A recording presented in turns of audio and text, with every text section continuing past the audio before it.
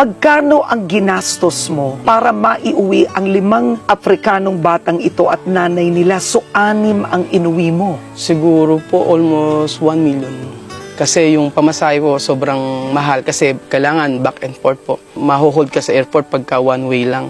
What about adoption? Are they legally adopted by you? Di po. Kasi po sila po ay nandito po as a tourist visa. Student. Ang permit po nila ay student permit po. So hindi ko po sila inadapt. Pero by heart po talaga parang mga anak ko po sila. Hindi mo ba naisip noon, teka lang, bakit di ko na lang sila tulungan sa bansa nila? Ba't kailangan ko pang iuwi sa Pilipinas? Sa bansa po kasi nila, hindi priority yung pag-aaral. Hindi gusto na yung pag-aaral sila ay maging matalino. Kasi yung Pangulo nila ay ayaw na maging matalino sila. Pagka nalaman na matalino sila, meron lalaban sa Pangulo. Kasi ang Pangulo nila ay mula dati, siya pa rin hanggang ngayon. Anong plano ng nanay at ng mga bata?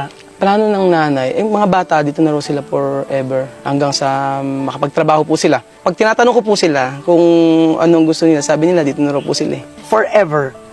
Really? Why do you want to live here? También para venir a estudiar y averiguar muchas cosas también.